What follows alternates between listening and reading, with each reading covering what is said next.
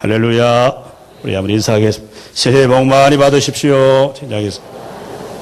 네. 오늘 2016년도 첫 시간이기 때문에 여러분이 잘 알고 있지만 다시 한번 이 예배가 무엇인가, 수없이 드려지는 이 예배가 과연 이 예배의 본질이 뭔가라고 하는 것을 이 말씀을 통해 은혜 받기를 원합니다. 가끔씩 우리가 예배를 마치면 아유 목사님 은혜 많이 받았습니다 라고 하는 이런 표현들을 종종 하곤 합니다. 과연 그가 은혜를 받았다고 하는 것이 과연 무엇일까라고 하는 그런 의문을 갖기도 합니다. 그 은혜 받았다고 하는 이 구체적인 표현이 과연 뭔가라고 하는 것이죠. 물론 세상 사람들은 우리 성도님들은 세상에 나가서 세상 노래를 부르거나 유행가를 부르거나 춤추고 이런 걸 통해 우리가 은혜를 받지는 않습니다. 예배를 통해 자신이 답답했던 마음들이 때로는 풀려지기도 하고, 또 설교를 듣는 가운데 거기에 진리가 있구나 깨닫게지기도 하고, 때로는 감동이 받아서 때로는 눈물이 나기도 하고 기쁨을 느끼기도 합니다. 여러분, 구약의 이스라엘 백성들과 하나님 믿지 않는 이방인들과의 그 제사의 행위는 굉장히 달랐습니다. 이스라엘 백성들이 하나님께 드리는 그 제사 예배는 바로 철저한 하나님과의 만남이었습니다. 그럼 다른 모든 이방 신들을 드리는 이반 다른 민족들은요, 자기 안에 있는 종교적인 감정과 욕망을 표출하는 시간이 그의 신의 대상 앞에 나가서 제사 행위를 하는 겁니다. 그 자신 안에 있는 종교적 감정들, 그래서 몸을 흔들기도 하고 이상한 소리를 내기도 하고, 또 심지어는 마치 자극적인 행위를 통해서 몸에 상처를 내고 피를 내기도 하면서까지 해서 자기가 믿는 그 신을 최대한 서비스해 주었어요. 그래서 이상한 신비한 엑스타시를 경험하고 싶다고 하는 것이 이방 신 앞에 나가 제사하는 사람들의 모습이었습니다. 그러나 하나님께서는 모세를 통하여, 우리가 모세오경을 창세기, 출애굽기, 레위기, 신명기를 읽어보면 일관되게 하나님 하시는 말씀이 뭐냐 하면 이런 얘기를 하고 있어요. 너희들이 태양이나 다른 어떤 피조물이나 동식물이나 이런 신비한 모습을 갖고 있긴 하지만 인격성이 없는 그 대상에 나가서 절하지 말고, 하나님은 인격을 갖고 날마다 우리에게 말씀하시는 하나님이다라고 하는 하나님의 존재를 선포하고 가르쳐 줍니다. 그래서 하나님은 말씀으로 세상을 다스리고 하늘과 땅과 해와 달 모든 걸 다 만드시고 이 세상의 모든 걸 주관하는 하나님이기 때문에 그 하나님 앞에 나가 제사할 때, 하나님을 예배할 때 진정으로 하나님을 섬긴다라고 하는 것은 뭐냐면 하나님의 말씀을 듣는 것이다라고 일관되게 밝혀놓고 있습니다. 그래서 그 하나님 말씀을 듣고 순종하는 삶을 살아갈 때에 그때 하나님께서 그의 삶을 복되게 하시고 형통케 하시고 환난을 당하나 피할 길을 내주시는 거죠. 그런데 이스라엘 백성들이 영적으로 타락하기 시작할 때 어떻게 되느냐? 하나님과의 만남이 아니라 자신들의 종교적인 감정에 충실해졌습니다. 여러분, 오늘 우리들의 예배도, 오늘 현대 교회 예배도 이런 모습으로 점점점 바뀌어져 가고 있습니다. 교회 목회자들도 성도들의 필요에 따라서 마치 교회가 소비자 중심의 교회로 점점 변해져 갑니다. 교회인이 원하는 대로 자꾸 해줘야 돼. 감정을 자극시켜줘야 되죠. 제가 늘 주일 예배를 다 마치고 저녁에 가서 식사를 다 마치고 나면 간혹 제가 기독교 방송 채널을 이렇게 틀어봅니다. 그때마다 늘 약방의 감초처럼 늘 등장하시는 소위 S 목사님이 계시는데, 그 목사님 설교를 내가 눈여겨 듣습니다. 아주 깊게 들어보면 때로는 설교인가 아니면 버라이티 오브 쇼인가라고 고민할 때가 많아요. 정제되지 않은 언어를 사용합니다. 빛바랜 연예인들을 불러넣어서 예배 시간에 불러내서 일과도 한국 부르고 황성 예터에도 한국 부르고요. 그래서 그걸 좋다고 박수치고 아멘하고 또 아무런 비판 없이 받아들이고 수용하고, 과연 예배일까라고 하는 그런 의구심을 갖게 됩니다. 사랑하는 성도 여러분, 2016년 우리가 첫 주를 예배하면서 우리 예배를 다시 한번 성경적으로 점검할 수 있기를 주님의 이름으로 축원합니다. 왜냐하면 우리 성도들의 모든 삶의 최우선순위, 영적인 삶의 최우선순위가 뭐냐면 예배하는 거예요. 여러분, 우리는 어쩌면 예배로 태어나고 예배로 죽는 거예요. 그래서 우리가 예배를 떠날 수 없는 것입니다. 우리 성도의 모든 삶의 문제는 항상 여러분 예배의 문제가 있어요. 우리의 열정도 아니고 우리의 열심도 아니고 우리의 수고가 아닙니다. 우리 하나님과의 예배가 잘못되면 결국 우리의 인생은 실패할 수밖에 없고 우리의 삶의 우선순위를 하나님께 두고 예배를 온전히 드릴 때 우리의 삶의 문제도 해결되고 풀려질 수 있는 줄로 믿을 수 있기를 주님의 이름으로 축원합니다. 즉 예배에 성공하면 여러분 우리가 인생에 성공합니다. 그럼 예배대로 안 드리면 내가 아무리 많은 걸 소유하고 누리고 경험했다 하더라도 하나님 앞에 바라볼 때 그 인생은 실패할 수밖에 없는 것이죠. 여러분 오늘 이 예배를 드리면서 2016년 아침 우리의 전생애 가운데 우리 예배를 우리의 성적인 삶의 최우선순위로 둘 수 있기를 주님의 이름으로 축원합니다. 오늘 읽었던 이 본문은 우리가 잘 알고 있는 본문입니다. 예수님께서 갈릴리로 가시기 위해서 사마리아를 통과하시는 중에 수가라고 하는 곳에 이르러서 사마리아 여인을 만나시고 그와 수많은 대화 속에서 결국 말의 결론이 어디로 가느냐 우리가 읽었던 본문의 말씀입니다. 영과 진리로 예배할지니라. 하나님은 여기 계시니 예배하는 자가 정말 영과 진리로 예배할지니라고 하는 이 말씀으로 결론을 맺습니다. 여러분 오늘 사마리아 여인이 주님을 만나고 난 다음에 정말 저가 참 선지자구나 하는 고백을 하고 물동이를 버려두고 자기 동네로 달려가서 사마리아에 있는 많은 사람들에게 복음을 전하게 되고 그래서 예수를 믿게 된 자들이 많아졌더라. 39절 이하에 보면 기록되어 놓고 있습니다. 차로 그러면 오늘 우리가 예배가 정말 회복된다고 한다면 우리의 삶도 우리의 인생도 우리의 모든 것이 회복되는 것이죠. 자, 오늘 본문 23절 다 같이 읽습니다. 시작. 하나님께 참되게 예배하는 자들은 복과 진리로 예배할 때가 오나니 곧 이때라. 아버지께서는 자기에게 이렇게 예배하는 자들을 찾으시니라. 아멘. 성경이 뭐라고 말하죠? 영과 진리로 예배할 때가 오는데 이렇게 예배하는 자들을 하나님이 찾으신다라고 했습니다. 여러분 이 예배 시간은 하나님 우리를 찾으시는 시간이에요. 그럼 우리가 어떻게 예배를 해야 되겠습니까? 우리 한번 따라합니다. 하나님과의 만남을 위해 하나님께 집중하라. 자, 오늘 본문의 시작은 이 사마리아 여인을 만나는 데 시작이 됩니다. 여러분 이 여인은 앞에 전반부 읽어보면은 남편이 5이나 있었어요. 여러분 남편이 5이 있다고 하는 건 뭡니까? 이 여성이 어쩌면 성탈선한 여인입니다. 지금도 살고 있는 남편이 자기의 남편이 아니에요. 본 남편이 아니었습니다. 여러분 더 고통스러운 것은 무엇입니까? 다른 사람과의 교제의 단절입니다. 그래서 다른 사람의 눈을 피해서 아침에 물을 기르러 오지 아니하고 정오에 낮에 이런 팔레스타인 지역은 정오부터 오후 3시까지는 너무 더워서 전부 일하지 않습니다. 그늘에 쉬어야 돼요. 그런데 이 여인이 다른 사람의 눈을 피해서 물동이를 가지고 물을 기르러 왔다고 하는 것은 뭐냐 하면 자기 주변의 사람들과 이미 단절되어 있었다라고 하는 것이죠. 여러분 이 여인이 원했던 것은 무엇입니까? 물이었습니다.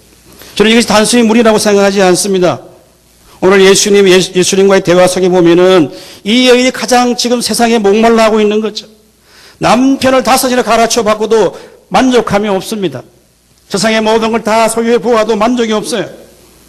그래서 여러분 이 여인과 예수님과의 대화 속에 오늘 이 여인은 그렇게 말합니다. 본문 20절에 그렇게 말하고 있습니다. 내가 보니 정말 선지자입니다. 19절에 주여 내가 보니 정말 당신은 선지자입니다. 여기 본다는 이 동사는 한번 휘떡 짚어보는 거나 즉흥적으로 보는 것이 아니라 자세히 주의 깊게 관찰해서 볼 때 예수님과의 대화를 통해 볼 때 이분이 정말 뭔가 다르신 분이구나 라고 하는 사실을 인식하고 당신은 정말 선지자입니다. 그리고 나오는데 첫 번째 질문을 합니다. 이 질문 여러분 본문 20절을 다 같이 읽습니다. 시작. 우리 조상들은 이 산에서 예배하였는데 당신들의 말은 예배할 곳이 예루살렘에 있다 하도이다. 아멘. 이 무슨 말일까요? 아니, 이 여인이 지금 예수님 만나서 영원히 못 말이 않은 물을 먹으면 되는데 왜 예수님 앞에 나와서 말씀 고백합니다. 우리 조상들은 다 이 산에서, 이 산이 어떤 산인가? 보통 학자들은 이게 아마 북쪽의 그리심 산이 아니겠느냐 말하고 있습니다. 그러고 난 다음에 왜 당신들의 말은 자꾸 예루살렘에서 예배해야 된다고 하느냐? 이 말이 어디서 나온 건가? 이 말은 역사적인 배경이 있습니다. 솔로몬 왕이 죽고 난 다음에 이스라엘이 남북으로 갈려지게 되죠. 북이스라엘은 여로보암 왕이 통치를 하게 됩니다. 그런데 북쪽에 있는 이스라엘 백성들이 어디로 가느냐? 자꾸 예루살렘 절기가 되면 예루살렘 성전까지 내려가서 하나님께 제사를 한단 말이죠. 그러다 보니까 여로보암 왕이 이러다가는 이 북이스라엘의 정통성이 깨어지겠다 싶어서 바로 사마리아 지역에 베델과 단 사이에 성전을 세웁니다. 그리고 특별히 금송아지를 세워놓고 거기 가서 숭배하도록 만드는 것이죠. 그러다 보니까 북이스라엘이, 제가 호세아를 말씀을 나눴습니다마는 북이스라엘이 영적으로 타락하기 시작해서 우상 숭배가 아주 팽배하게 이루어지게 됩니다. 자, 이 여인은 이런 생각을 갖고 있는 거죠. 지금 우리 아브라함과 야곱과 그의 후손들이 그들이 먹었던 물, 그들이 이곳에서 하나님을 예배했던 이곳에 정통성이 있지 않습니까? 왜 굳이 예루살렘에서만 하나님께 예배를 드리고 제사를 해야 되느냐? 이런 질문을 하고 있죠. 이때 주님의 답변은 무엇입니까? 오늘 읽었던 본문입니다. 21절, 22절 다 같이 읽어봅니다. 시작. 예수께서 이르시되 여자여 내 말을 믿으라. 이 산에서도 말고 예루살렘에도 말고 너희가 아버지께 예배할 때가 이르느니라. 너희는 알지 못하는 것을 예배하고 우리는 아는 것을 예배하노니 이는 구원이 유대인에게 남이라. 아멘. 무슨 얘기를, 주님의 답변은 무슨 말입니까? 한마디로 말하면 이런 얘기예요. 예배를 드린다고 하는 것은 장소와 방법의 문제가 아니라 예배를 받으시는 하나님과의 문제다고 하는 얘기예요. 너희들은 알지 못하고 예배하고 있지만 우리는 알고 예배를 한다는 거죠. 뭘 안다는 겁니까? 예배를 받으시는 하나님이 누구인가를 아는 사람의 예배와 예배를 받으시는 하나님이 누구인가를 모르고 하는 예배가 있다고 하는 얘기죠. 예배는 장소가 아니라고 하는 겁니다. 방법이 아니라고 하는 겁니다. 예배를 받으시는 그 대상을 우리가 어떻게 인지하고 알고 하나님께 예배하느냐? 그렇지 않는다고 한다면 우리의 예배는 이방인의 제사밖에 될 수가 없는 것이죠. 어쩌면 이 여인도 수많은 제사를 드렸을 것입니다. 그런데 늘 목에는 갈증이 있습니다. 그래서 육체적인 쾌락을 위해서 남자를 5명이나 바꿔보았지만은 그래도 만족함이 없어요. 오늘 주님께서는 그를 향하여 말합니다. 내가 주는 물은 단순한 물이 아니다. 이것은 초월적인 물로서 영원히 목마르지 아니하는 생수를 얻게 하는 주님 자신이 생명이라고 말합니다. 오늘 예수님은 이 여인과 이분 대화하는 게 주님이 상담하는 게 아닙니다. 성경은 상담하는 책이 아닙니다. 이 여인의 심리적인 갈등을 묘사하는 게 하고 있는 책이 아닙니다. 무엇입니까? 하나님의 구원을 선포해 주고 있는 것이죠. 예수님은 마치 이제 성전 중심의 문화였던 모세가 가르친 율법이 뭐냐? 철저히 예루살렘에서만 예배하게 했습니다. 이게 소위 성전 중심의 문화였습니다. 그러나 주님이 이 땅에 오심으로 말미암아서 성전이 파괴되는 것입니다. 주님 자신이 성전인 것입니다. 그래서 하나님 모르는 사람들이 생명 없는 피조물 앞에 나가서 제사하지만 이제 영원한 생명 되시는 그분 앞에 나와서 주님을 예배할 때에 그때 구원을 얻게 하신다고 하는 진리를 선포해 주시고 있는 것입니다. 오늘 예배는 무엇입니까? 하나님을 알고 하나님께 마땅한 대접을 해 주리는 겁니다. 예수님이 이 땅에 왜 오셨습니까?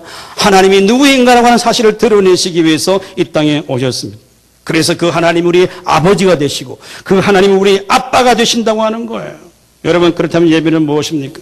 우리가 우리의 아버지가 되시고 아빠 되시는 하나님을 만나는 것이 예배인 줄로 믿을 수 있기를 주님의 이름으로 축원합니다. 우리의 힘으로 구원을 이룰 수가 없고 우리의 능력으로 구원을 이룰 수가 없기 때문에 우리의 영원한 구주가 되시는 우리 주 예수 그리스도를 통해서만 구원을 이룰 수 있다라고 하는 확신과 믿음이 있는 사람이 주 앞에 나가 주를 예배할 때 그 예배하는 사람을 하나님이 찾으신다고 하는 거죠. 여러분, 그러면 우리는 예배드리는 사람은 우리의 믿음의 대상이 되시는 그 하나님께 집중해야 합니다. 여러분, 워십이라고 하는 영어 예배가 50이라는 영어 단어입니다. 이 단어는 여러분 두 단어 복합어입니다. 같이 있다는 월스라고 하는 단어와 10이라고 하는 신분이라는 단어가 합해진 복합어가 바로 worship이라고 하는 말입니다. 여러분 이 말은 상대방에게 존경을 표하고 가치와 존중을 돌려드린다고 하는 말이 worship입니다. 예배는 무엇입니까? 우리가 하나님께 최고의 서비스를 해드리는 거예요. 찬양도 드리는 것이고 기도도 드리는 것이고 헌금 다 드리는 것입니다. 그럴 때 우리가 하나님께 집중하고 하나님을 예배할 때 하나님이 하나님 되심을 인정할 때 그 하나님이 우리에게 행하신 구원의 은혜에 대해서 우리가 응답하는 것이 예배입니다. 이 예배가 되어질 때 하나님이 우리에게 은혜와 복을 더하여 주실 줄로 믿습니다. 제가 지난달에 서울에 총회회의가 있어서 올라갔다가 주로 제가 지하철을 이용하는데 아마 지하철 가운데 2호선이 가장 복잡해. 낮에도 거의 완전 자리가 없는데 2호선에 제가 탔습니다. 한 30분 동안 움직여야 되는데 내 앞에 그 남녀 한 20대 대학생 같아요. 아주 복잡한데 둘이 마주보고 서갖고 연인 사이 같아. 얼굴도 만지고 잡았다가 놓았다가 그냥 제가 좀 불편하더라고요. 그래서 못 본 척 하다가 다시 또 한번 봤다가 이렇게. 아유, 우리 아들 저 가면 어떡할까. 내가 30분 동안 둘이 마주보고 떨어지지 않아. 그냥 머리 만졌다가, 그래 웃다가. 얼마나 좋으면 저럴까. 예? 여러분, 우리가 연애하신 보신들 교제분 기억나잖아요. 형제 자매를 집에 바래도 주고 아쉬워서 다시 또 돌아오잖아요. 그게 여러분 서로가 이성적으로 만나는 거예요. 하나님을 사랑한다라고 하는 의미는 여러분 주일이 기다려지고 아이고 벌써 주일 왔나 이런 분도 계시고 주일 아침에 정말 11시 예배를 드리기 위해 일찍이라 준비하고 마음의 준비를 하고는 와서 기다리는 사람이 있는가 하면 늘 허겁지겁 늘 1년 50주 내내 10분 늦게 오는 분도 계세요. 그게 아마 은사인지도 모르지만 여러분 정말 하나님이 나의 구원을 이루어 주시고 그분이 오늘 나를 그분을 만나는 날이라고 한다면 우리의 예배의 태도가 바뀌어질 수 있는 줄로 믿습니다. 정말 다윗 고백같이 하나님이여 사슴의 시냇물을 찾게 갈급한 같이 내 영혼이 주를 찾게 내가 갈급합니다는 그런 마음으로 나올 때 하나님 우리를 찾으시는 거예요. 아무나 찾으시는 게 아닙니다. 아무나 만나주시는 게 아니에요. 우리의 소원이 정말 오직 주님이 되고 우리의 삶의 근거가 하나님이 되시고 내 구원의 영광이 주님이시다는 확신과 믿음의 고백이 우리 가운데 있을 때에 주님이 나를 만나주시고 찾아주시는 거예요. 여러분 신명기 4장 29절 말씀 우리 다 같이 읽어볼까요? 시작. 그러나 너가 거기서 내 하나님 여호와를 찾게 되리니 만일 마음을 다하고 뜻을 다하여 그를 찾으면 만나리라. 아멘. 할렐루야. 모세를 통하여 이스라엘 백성들에게 가나안 땅에 들어가서 너희가 좀 그곳에서 하나님을 찾게 될 것인데 만일 마음을 다하고 뜻을 다하여 그를 찾으면 만나리라.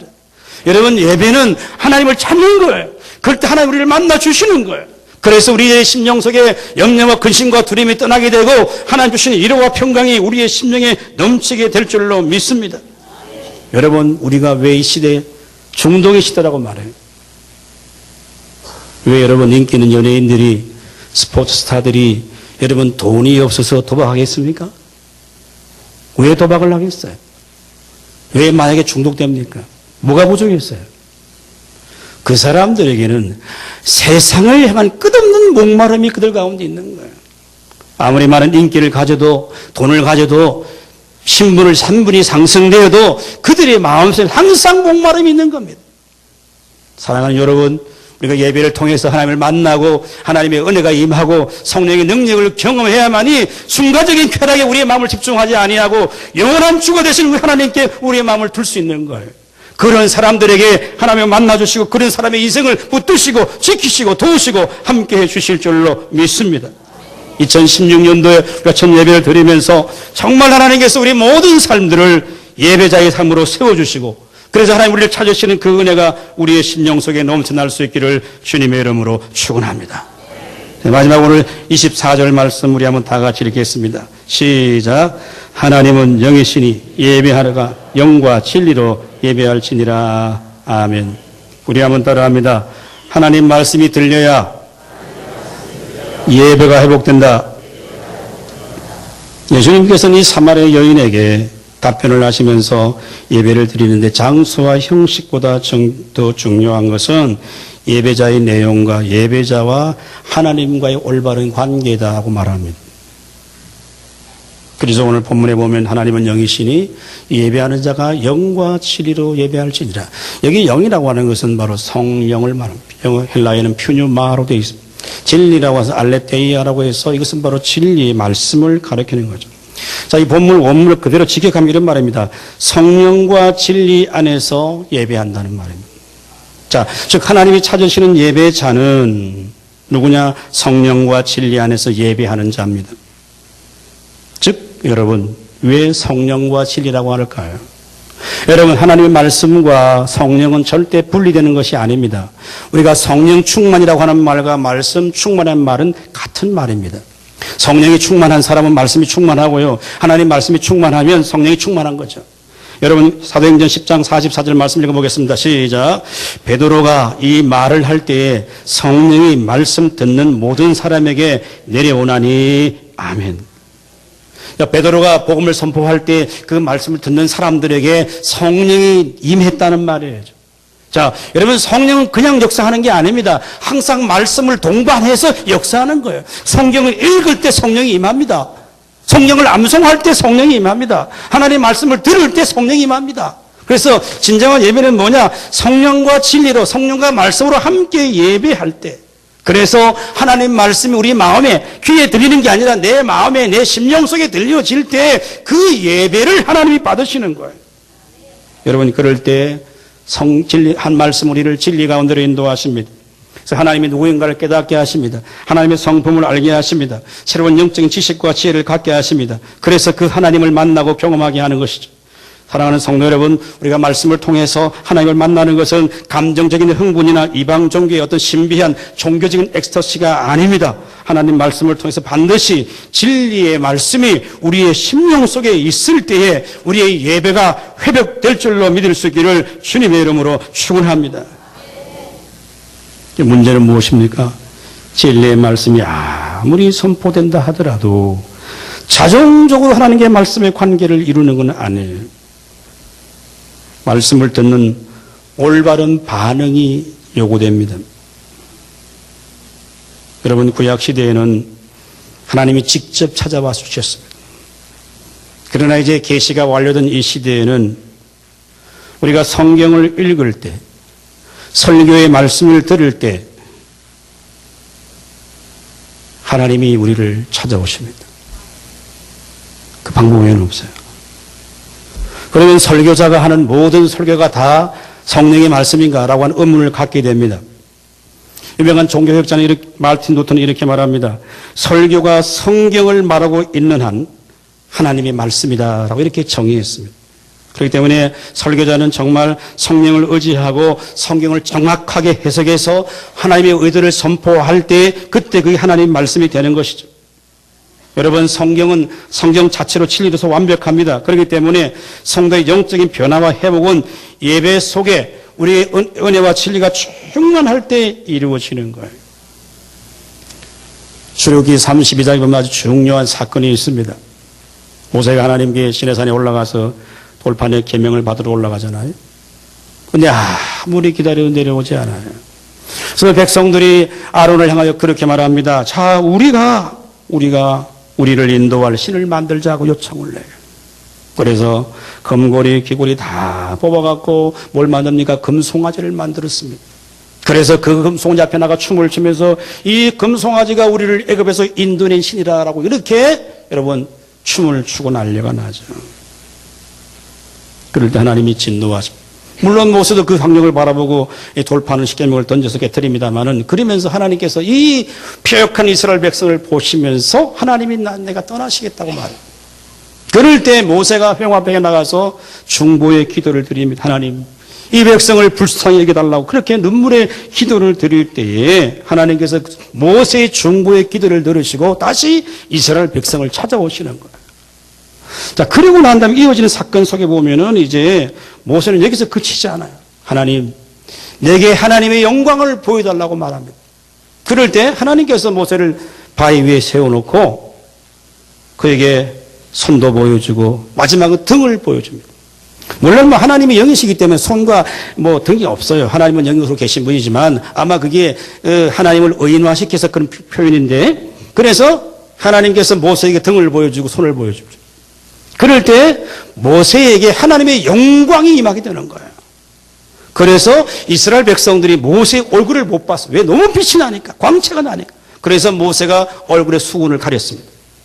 이게 출애굽기 33장에 나오는 얘기예요. 그런데 나중에 사도 바울이 이 사건을 이렇게 해석을 합니다. 중요한 본문이에요. 고린도후서 3장 7절 9절 말씀 우리 한번 다 같이 읽어봅니다. 시작. 돌에 써서 새긴 죽게 하는 율법은 조문의 직분도 영광이 있어 이스라엘 자손들은 모세의 얼굴에 없어질 영광 때문에도 그 얼굴을 주목하지 못하였거든. 하물며 영의 직분은 더욱 영광이 있지 아니하겠느냐. 정죄의 직분도 영광이 있은즉 의의 직분은 영광이 더욱 넘치리라. 아멘. 자, 이게 무슨 말인가? 쉽게 말하면 이런 얘기예요. 자, 모세가 받았던 이 율법은 완전한 율법이 아니에요. 예수님은 결국 뭐냐? 율법의 완성자로 오시는 거예요. 구약의 율법만으로서는 사람이 완전해질 수 없는 거예요. 그래서 예수 그리스도가 우리를 위해서 십자가의 모별한 피를 흘리시고 죽으시는 말미암아 모든 구약적 율법을 완성시키신 분이 우리 주님이셔요. 그래서 그 주님 복음을 통해서 우리가 십자가를 깨닫고 은혜를 깨달아서 우리가 직분을 갖고 있다고 한다면, 모세가 완전치 못한 율법의 사람도 그런 영광과 광채를 보았다고 한다면, 우리 시대에 복음을 통해서 구원받은 주님의 그런 백성들이 하나님의 영과 소통해서 그 직분을 가지고 있습니다. 얼마나 이 영광스럽고 광채가 나겠느냐, 이렇게 해석하는 거예요. 여러분, 저는 이 본문을 읽으면 이런 생각을 합니다. 우리가 이제 주일날 주님 앞에 나와서 하나님을 예배하면서 말씀을 듣는 것은 하나님의 얼굴을 배우는 것이에요.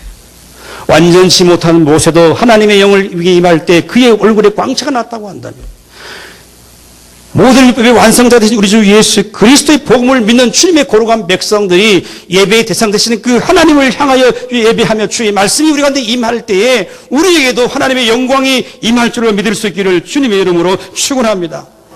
그 주의 영광이 임하는 것이에요. 그럴 때 영광이 임하면 뭐 하냐고. 우리에게 전에 염려와 근심과 두려움과 고통이 우리 가운데 있지만, 예배를 한번 제대로 드림으로써 주의 영광이 임할 때 모든 염려와 근심이 사라지게 될 줄로 믿습니다. 우리에게 거짓된 영들이, 진리가 우리에게 임할 때 우리를 새로운 생명의 세계로 인도해 주시는 것이죠. 그래서 오늘 주님은 말합니다. 예배하는 자가 영과 진리로 예배할지니라. 누굴 찾느냐? 영과 진리로 예배하자. 그래서 진리의 말씀을 들려지고 그 진리의 말씀이 들려질 때 우리가 예배가 다시 회복되어지는 거죠. 여러분, 우리가 시간 주 앞에 나와 예배할 때 내가 주님을 붙드는 것이 아니라 주님의 말씀이 우리를 붙들어 주시는 거예요. 주의 성령이 우리를 주의 진리 안으로 인도해 주시는 거예요. 그래서 세상 염려와 근심 것들은 모든 것들을 날마다 이길 수 있도록 도우시는 우리 주 예수 그리스도로 말미암아서 오직 그만을 예배할 때 그 예배자를 오늘도 찾으시고, 이 힘든 시대를 살아가는 우리에게도 하나님의 우편권이 되어주시고 우리를 지키시는 주의 거룩한 은혜가 우리 모든 성도들의 심령에 넘치는 거예요. 마지막 시편 119편 116절 우리 한번 다 같이 읽어봅니다. 시작. 주의 말씀대로 나를 붙들어 살게 하시고 내 소망이 부끄럽지 않게 하소서. 아멘. 여러분, 예배하는 이 가장 영광스러운 순간이 하나님을 예배하는 순간입니다. 52주 동안 정말 부탁드립니다. 우리 모든 재직원들, 이 주의를 자꾸 빠지기 시작하면 신앙이 잘 자라지 않아요. 꼭 어떤 종교 의식적으로 늘 예배 참석하라는 말은 절대 아닙니다. 그 예배에 대한 좀 기대감도 가지시고, 오늘 예배를 통해 하나님 뭐라고 내게 말씀하실까 좀 기도로 준비하시고, 사모하는 마음을 가지시고 정말 예배를 예배되게 드린다고 한다면 하나님이 나를 찾아오시는 거예요. 하나님을 만나게 되는 거죠. 여러분, 그럴 때 우리가 세상을 이길 수 있는 힘과 능력을 하나님이 주시는 거예요. 여러분, 그래야 우리의 삶의 환경도 막혔던 문제도 풀어지는 거예요. 매주일마다 드려지는 이 예배 속에 말씀을 통해서 하나님을 만나고 우리의 삶과 우리의 가정과 직장과 삶의 터전이 정말 회복되는 놀라운 축복의 역사가 넘칠 수 있기를 주님의 이름으로 축원합니다.